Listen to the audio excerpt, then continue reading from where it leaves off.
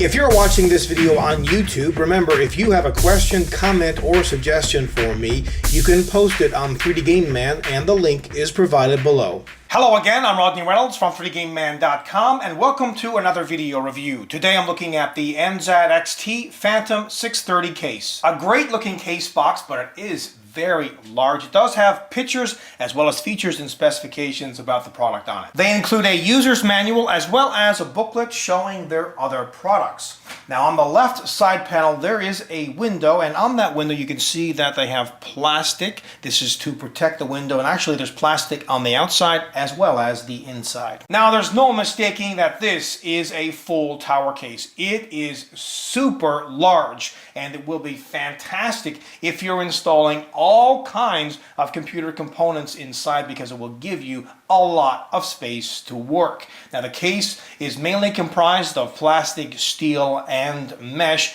and being full size, well, it's a little on the heavy side. At the top there's lots of ventilation, and they include a 200mm fan. Now you can install another 200mm fan, but it's optional. You can optionally as well install up to two 140mm fans or up to three 120mm fans. They include 4 USB ports, 2 are USB 3 and the other 2 are USB 2, as well as a microphone jack and headphone jack. Here's the power button, reset button, and there's an on-off switch right here. This is for controlling an LED that is at the back of the case for illuminating the back I/O ports.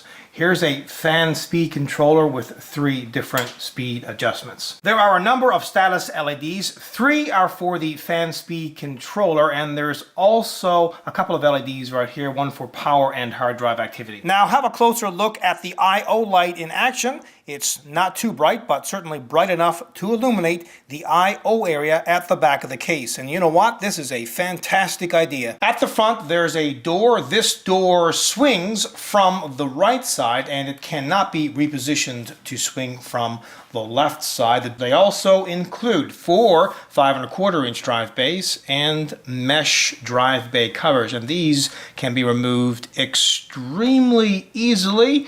You just kind of push this way on the lever and they come right out. There's really no branding on the outside of this case, but when you open the door, it is revealed. NZXT does make it, and the model is the Phantom 630. Also note that they include a memory card reader. At the front, there's lots of ventilation. They include mesh, and behind that mesh is a dust filter, and behind that they include a 200mm intake fan. However, you can remove this if you want to, and optionally install up to 2 140mm or up to 2 120mm fans. At the very bottom front is a removable dust filter, and with this filter removed you can actually take off the front bezel by pulling at the bottom. This is looking from the inside of the front bezel, and you can see here is that removable dust filter for the front fan or fans if you choose to install more than one. Now you can clearly see the front 200mm intake fan, but as I mentioned, you can also install 2 optional 140mm or 2 optional 120mm fans at the front. With the front bezel removed, you can take off the top panel very easily by pulling here.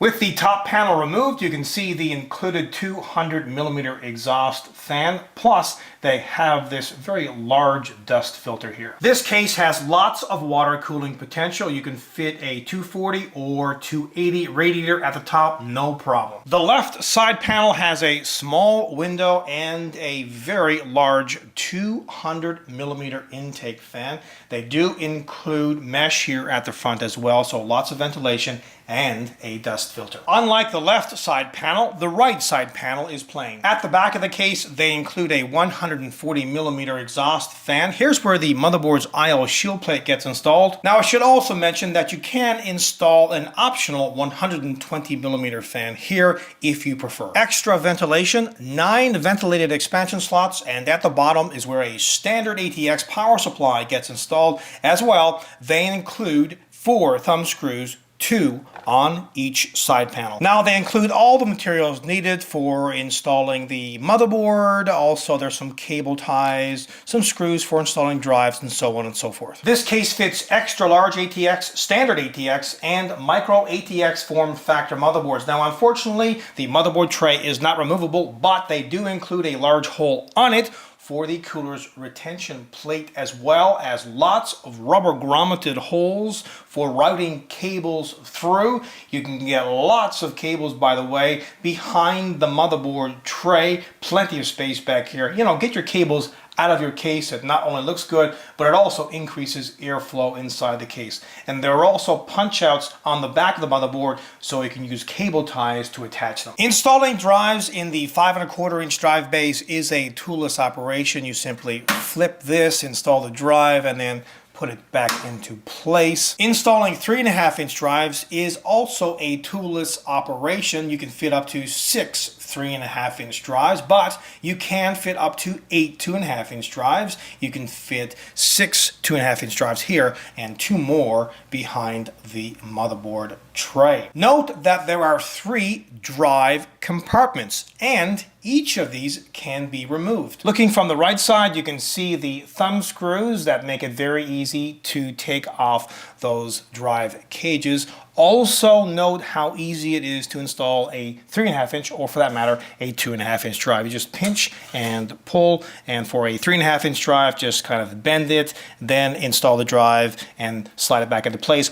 If it's a 2½ drive, just use 4 screws. And here is where those extra 2½ drives can be installed on the back of the motherboard tray. And note that each of these drive cages can be removed by taking off a single thumb screw on each. Now that we're back here, we might as well have a closer look at the back of the motherboard tray. As you can see, lots of places to route cables here, lots of space as well behind the motherboard tray and the right side panel. As a matter of fact, it is 36.6 millimeters of space. Also note all of the punch outs here to organize and attach cables to. You can also easily and quickly install up to 11 3-pin fans. They include 6 rubber feet for the power supply to lodge on. You can also install an optional 120 millimeter or 140 millimeter on the inside of the case, and it also pivots. The video card length as well as the CPU height will vary. It depends on a number of different factors. First, let's go over the video card length. You can have a video card that is up to 325 millimeters with the hard drive cage installed. But with the hard drive cage removed, you can fit a video card that is up to 507 millimeters in length. CPU height depends on the side panel fan. If it is installed, you can have a CPU cooler that is up to 170 millimeters in height. Without that fan though, you can have a CPU cooler that is up to 200 millimeters in height. Power supply length will vary as well. It depends whether this is installed on the bottom. If it is installed, you can fit a power supply that is up to approximately 230 millimeters in length. With it removed though, it's pretty much the whole length of the bottom of the case. At the bottom of the case, there are 4 rubber feet. Finally, have a listen to the stock cooling. First at the low speed.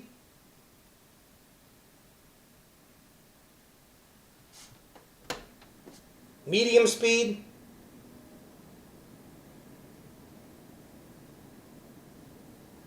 And high speed.